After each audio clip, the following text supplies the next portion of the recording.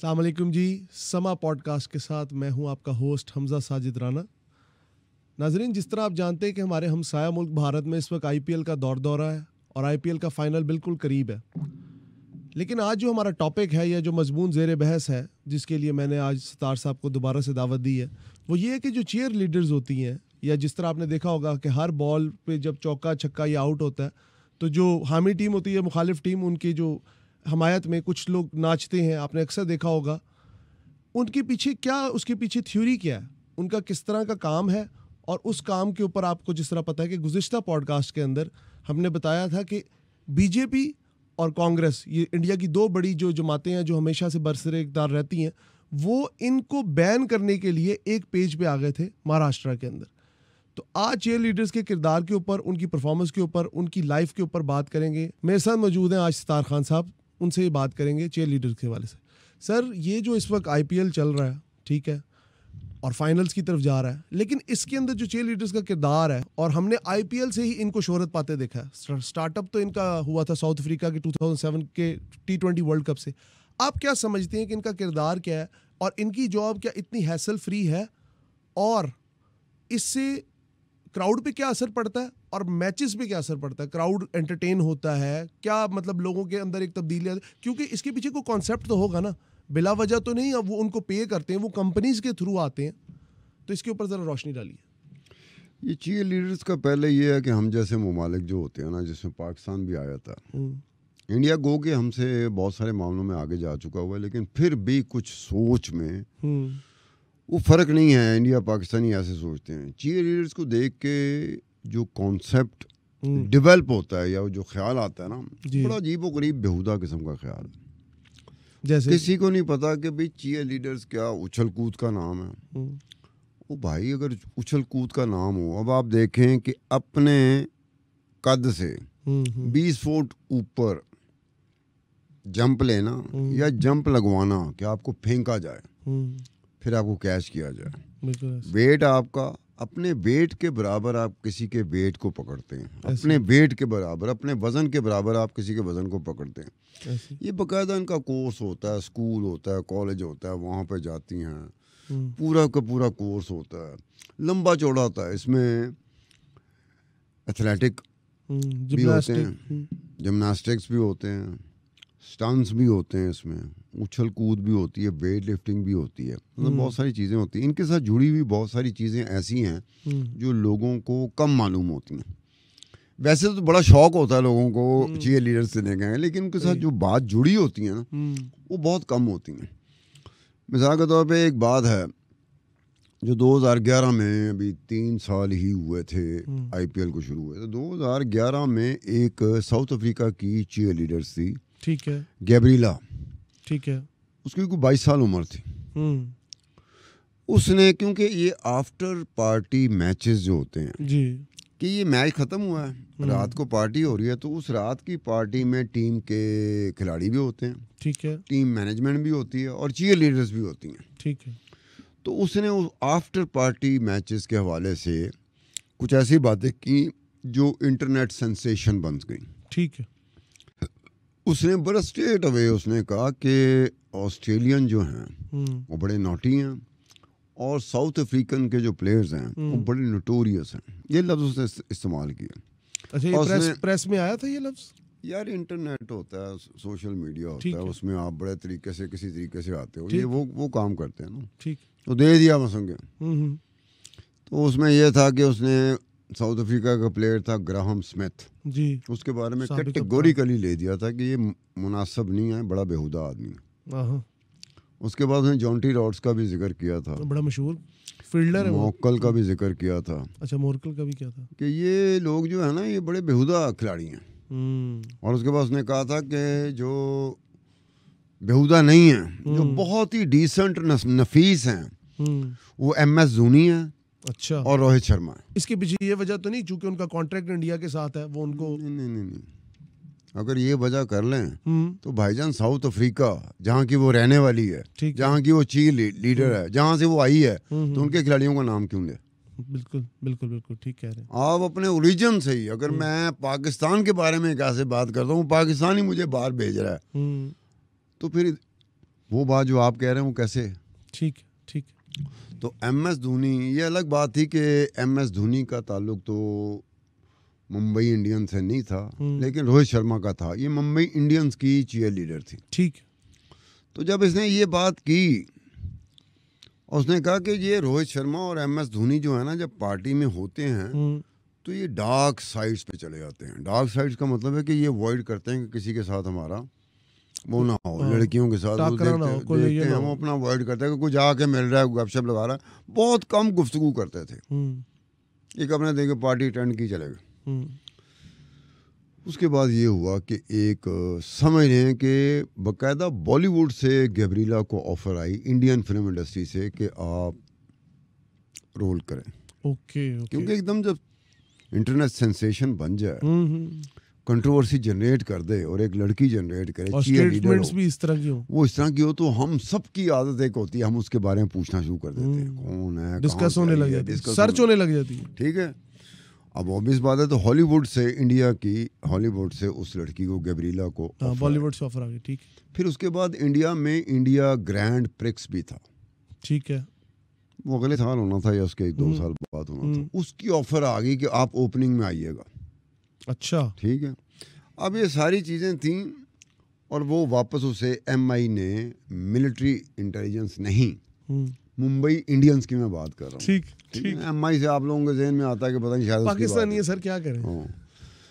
तो मुंबई इंडियंस की चूंकि चीयर लीडर थी, मुंबई इंडियंस ने उनका कॉन्ट्रैक्ट ख़त्म किया और उनको वापस साउथ अफ्रीका, ठीक, उनके देश में भेज दिया बगा। ठीक। वहाँ पे गई तो फिर उसने एक ही बात की थी, उसने कहा जो बातें मैंने की थी वो बिल्कुल सही थी। ठीक। उसकी कंप्लेंट की थी किसी क्रिकेटर ने और किसी चीयर लीडर ने। ठीक। मुझे उनकी उस क्रिकेटर और चीयर लीडर का नाम नहीं पता लग सका कि किसने कंप्लेंट की थी। पहली जो कंप्लेंट हुई थी, फॉर्मल कंप्लेंट जो IPL की मैनेजमेंट को की गई थी। ठीक। ठीक है। शायद वो ब्लंट होगी बहुत। ठीक। कुछ लोग होते हैं बोल्ड अपनी स्टेटमेंट्स बड़े ब्लंट होते हैं, वो कई दफा बॉदर ही नहीं करते, वो लिहाज ही नहीं करते। ठीक है। तो इस तरह की होगी वो।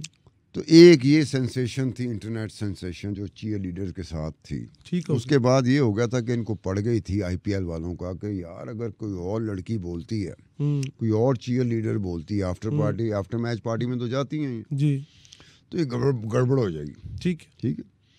अब एक बात होती है कि पहले जो था, जब पहले IPL होता था तो जो चीयर लीडर स्क्वाड होता था ना, वो बड़ा लंबा चौड़ा होता था। बिल्कुल ऐसी है।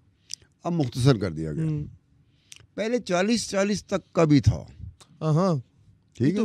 तो बहुत बड़ा स्क्वाड है, इतनी तो क्रिकेट टीम नहीं है। नहीं, क्रिकेट कहने का मतलब एक परफॉर्मेंस दे रहे हैं, आपको क्या पता रोटेशन में परफॉर्मेंस ऑब्वियसली इंसान है। हाँ, ठीक है। ये परफॉर्मेंस इतने देर के लिए ये इस ग्रुप ने दिया, इतने लोग, इतनी लड़कियों के ग्रुप ने, उसके बाद उसको रिप्लेस किया, उसके बाद मुख्तसर हो गया।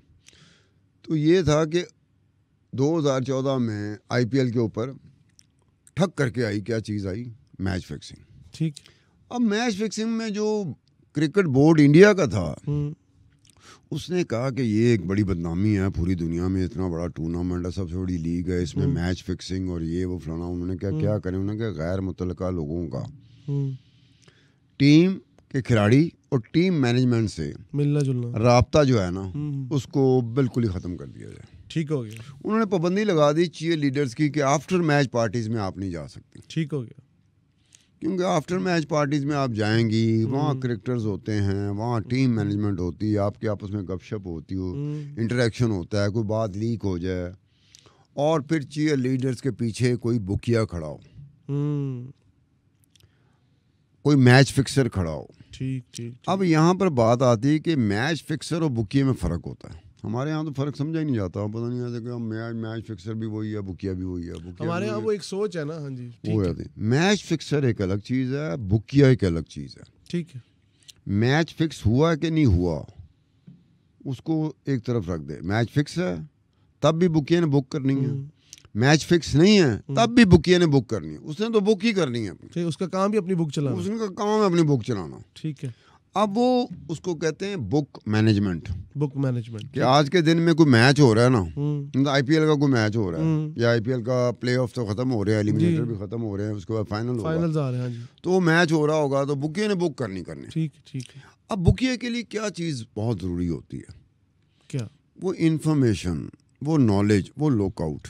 वो क्या होता है कि ये जो चीयर लीडर्स हैं मैक्सिमम क्या कर सकती हैं, वो बुकिया के लिए कर सकती है। चीयर लीडर मैच फिक्स नहीं करा सकती, सिर्फ मुलाकात करा सकती। She is a facilitator. कोई मुलाकात, किसकी मुलाकात? मैच फिक्सर की मुलाकात का मतलब है आप मैच फिक्सिंग में हैं। मुलाकात कहाँ से हो गई? बुकिया ये होता है, बुकिया क्या होता है कि बुकिया इस्तेमाल कर सकता है चीयर लीडर को। कैसे? कि तुमने पता करना है कि टीम की कंपोजिशन क्या होगी, कल वाला मैच है, परसों वाला मैच है, बातों में प्लेयर्स के साथ। ठीक है। अगर मैच का टॉस जीत गए तो क्या पहले बैटिंग करेंगे या बॉलिंग करेंगे? ठीक है। ओपनिंग बैटिंग पेयर कौन सा होगा? ठीक है।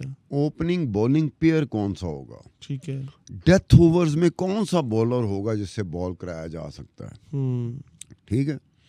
और अगर कोई स्कोर लंबा चौड़ा हो गया है जिसको चेस करना बहुत मुश्किल है, तो बैटिंग ऑर्डर में किस किस्म की तब्दीली आ सकती है? ठीक है।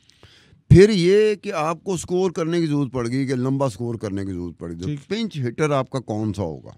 ठीक है। ये मालूमात होती हैं मैच की बुक मैनेजमेंट के लिए, बुकिए के लिए, बुक मैनेजमेंट के लिए। उसके पास ये इन्फॉर्मेशन बहुत इंपॉर्टेंट होती है। वो उस हिसाब से अपनी बुक मैनेजमेंट करता है, अपने उस हिसाब से अपना भाव खोलता है। ठीक है। किस किस वक्त में उसने भाव को कैसे ऊपर नीचे करना है, वो सिर्फ बुक मैनेजमेंट के। वो मैच फिक्सिंग के साथ उसका कोई ताल्लुक ही नहीं है। ठीक। मैच फिक्सिंग तो सिर्फ ये होता है, लो ये है, टीम जीतेगी तो ये हारेगी। उसमें तो फैसला, उसमें ये क्या करना है आपने कि यार आपने देखना कि ओपनिंग पेयर कौन सा है, बैटिंग ऑर्डर में क्या चीज़ है, पिंच हिटर कौन सा है, डेथ ओवर में कौन सा बॉलर आएगा। वो तो फिर जरूरत ही कोई नहीं रहती, मैच फिक्स हुआ हुआ, बस खत्म हो गई। बस इसको खा लो, इस टीम को, और इस टीम को लगा दो। ठीक, बस ये सिंपल सी बात है। ये जो है चीयर लीडर्स का, कि वो किसके लिए, वो बुकियों के लिए सिर्फ इसी सूरत में फ़ायदेमंद हो सकती है कि उनको ऐसी इन्फॉर्मेशन दे दे जिसके बारे में बुकिया बेचैन होता है। बिल्कुल। मैं भी अगर बुक करूंगा या आप बुक करोगे, हम बुकिए होंगे, तो हमारे लिए मैच फिक्सिंग नहीं होगा कि मैच फिक्स करना है। वो तो होता है कि वो पता नहीं साल बाद जाके कहीं को तुक्का लग जाए, हमारा लग जाए, कोई हमारे हथे बंदे चढ़ जाए, वो गेम बन जाए। वरना हम बुक मैनेजमेंट के करते हैं। हमारी इन्फॉर्मेशन हर जगह पे इन्फॉर्मेशन काउंट करती है, हर जगह पर। आप मैं जो पॉडकास्ट करेंगे तो इन्फॉर्मेशन बेस्ड पॉडकास्ट होगी। बुकिया जब बुक मैनेजमेंट करता है तो उसके पास मैच के हवाले से, दोनों टीमों के हवाले से ऐसी इन्फॉर्मेशन उसके पास होनी चाहिए जिसकी वजह से वो बुक मैनेजमेंट क्रेडिबल इन्फॉर्मेशन। ठीक है ना। उसके लिए चीयर लीडर इस्तेमाल हो सकती है। मैच फिक्सर पागल नहीं है, चीयर लीडर को इस्तेमाल करेगा। मैच फिक्सिंग अगर इस तरह से शुरू हो जाए कि आप चीयर लीडर्स के लिए मैच फिक्स कर रहे हैं, मैच फिक्सर चीयर लीडर का इस्तेमाल अभी तक मेरी ज़ाती इंफॉर्मेशन, जिसे मैं कहता हूँ मैं खुदा खादी में लगा होता हूँ, एक भी नहीं आया। हाँ, बुकियों के साथ कि बुकी इस्तेमाल कर सकता है कि जो आफ्टर मैच पार्टीज में ये चीयर लीडर जाती हैं, वहाँ प्लेयर्स होते हैं जो टीम के करेक्टर्स होते हैं, वहाँ टीम की मैनेजमेंट होती है, आपस में गपशप लग रही होती है, इंटरेक्शन हो रहा होता है, उसमें ये बात निकल सकती है कि यार ओपनिंग हो सकता है कि अगर मैच का टॉस जीत गए तो ओपनिंग इससे कराएंगे। ठीक।